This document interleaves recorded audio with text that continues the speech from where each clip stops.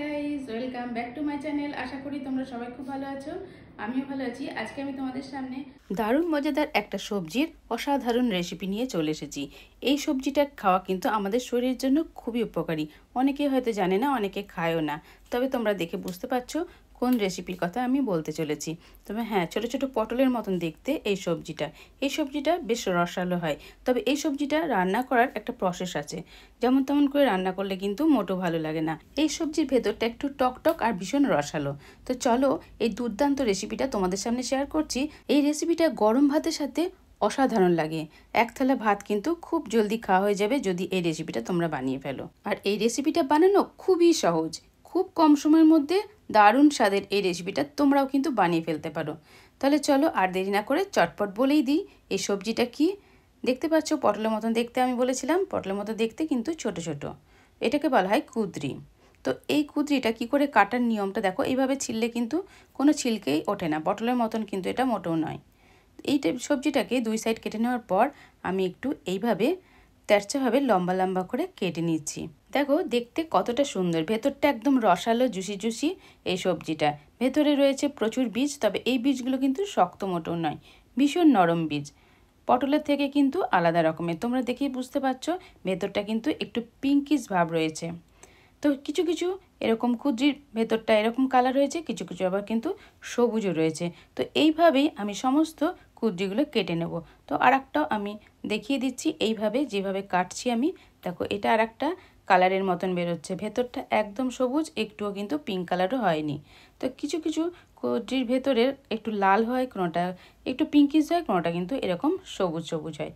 তো তোমরা দেখতেই পাচ্ছ একদম রসালো টসটসে এই সবজিটা সমস্তগুলো আমার কেটে নেওয়া একদম কমপ্লিট হয়ে গেছে। কত সুন্দর লাগছে না কেটে এই সবজিটা দেখতে, খেতেও কিন্তু রান্নার পর অসাধারণ লাগবে। চলো এবার রান্নাটা স্টার্ট করে দিই। এখন আমি উনান জ্বালিয়ে কড়াইতে দিয়ে দিয়েছি সর্ষের তেল 2 চামচ পরিমাণের। এবারে এই কুঁদরিগুলোকে খুব ভালো করে কষে নিতে হবে।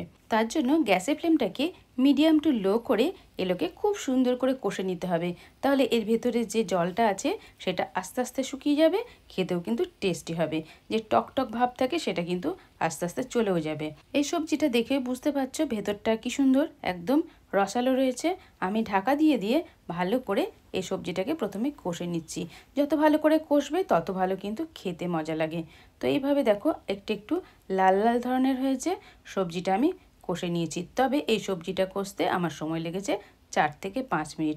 অবশ্যই কিন্তু গ্যাসের ফ্লেমটাকে মিডিয়াম টু লো করেই কিন্তু কষতে হবে, নইলে কিন্তু ওপরটা পুড়ে যাবে আর ভেতরটা কাঁচা থেকে যাবে। মাঝে মধ্যে ঢাকা খুলে আমি সবজিগুলোকে কষে দিয়ে আবার ঢাকা দিয়ে দিয়েছি।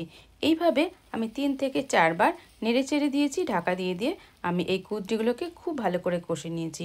দেখো কালারটা চেঞ্জ হয়ে গেছে, কত সুন্দর কষে নেওয়া হয়েছে, একদম ফ্রাই করার মতন হয়ে গেছে। তো এইভাবে এরকমভাবে কিন্তু এই কুঁদরিগুলো সমস্ত কষে নিতে হবে। তারপরে আমি কড়াইতে দিয়ে দিয়েছি 1 চামচ পরিমাণের তেল আর কাঁচা পেঁয়াজ আমি খুব মিহি মিহি করে কুচিয়ে রেখেছি। এই পেঁয়াজটাকে আমি হালকা কালার আসা পর্যন্ত একটু হালকা মিডিয়াম আঁচেতে কষে নেব।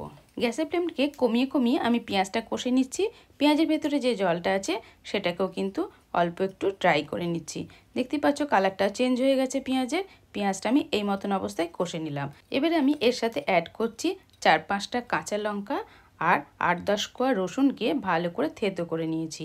সেইটা দেওয়ার পর সাথে সাথে কিন্তু অল্প একটু জল দিতে হবে, তবে কিন্তু এই রসুনটা ভাজা ভাজা হবে না, কাঁচা সেন্টটাও কিন্তু থাকবে, খেতে কিন্তু মজাদার হবে। এবার আমি কুঁদরিগুলোকেও সব দিয়ে দিলাম। এবারে আস্তে আস্তে সমস্ত উপকরণ দেওয়ার পর একটু ভালো করে কষে নেব মিডিয়াম ফ্লেমেতে। এখন আমি এর সাথে অ্যাড করে দেব 1/2 চামচ পরিমাণের হলুদের গুঁড়ো আর দিয়ে দিচ্ছি স্বাদ মতন নুন। আর অবশ্যই কিন্তু চিনিটা অ্যাড করতে হবে, নইলে কিন্তু এই সবজিটার টেস্ট কিন্তু অতটা ভালো লাগবে না। এবার 1 চামচ পরিমাণে চিনি, নুন আর হলুদ দিয়ে এবার কুঁদরিটাকে খুব ভালো করে আমি কষে নিচ্ছি। গ্যাসের ফ্লেমটাকে কমিয়ে দিয়েছি, কমিয়ে কমিয়ে কষছি। কষতে কষতে এই রান্নাটা করতে হবে, কষা কষা কুঁদরির রেসিপিটা তৈরি হবে। জল কিন্তু খুব বেশি দিলে হবে না, তাহলে কিন্তু ঝোল ঝোল হয়ে যাবে। আমি সেই জন্য 1/2 কাপেরও কম জল দিলাম। তারপরে সমস্ত সবজিগুলোকে কড়াইয়ের নিচের দিকে এইভাবে কোচ করে রেখে ঢাকা দিয়ে দিলাম এবং গ্যাসের ফ্লেমটাকে একদম কমিয়ে দিয়ে 2 মিনিটের জন্য ওয়েট করলাম। 2 মিনিট পর ফিরে চলে এসেছি। এবারেও আমি ভালো করে নেড়ে ছেড়ে দিচ্ছি। দেখো জলটা কিন্তু আর নেই, একদম শুকিয়ে শুকিয়ে গেছে, একদম মাখা মাখা হয়ে গেছে। এই সবজিটা সমস্তটাই কিন্তু খুব ভালো মতন সেদ্ধ হয়ে গেছে। আগে যেহেতু কষে নিয়েছি, রান্নাটা কিন্তু খুব চটজলদি করা যায়। এইভাবে করলে পরে আমার কুদ্রি রেসিপিটা কমপ্লিট। গ্যাস অফ করে দিয়েছি। এবার পরিবেশনের পালা। দেখো কত সুন্দর লাগছে। গরম ভাতের সাথে তোমরা এক থালা ভাত অনায়াসেই কিন্তু এই সবজিটা দিয়ে খেয়ে নিতে পারো, এতটাই মজাদার লাগে।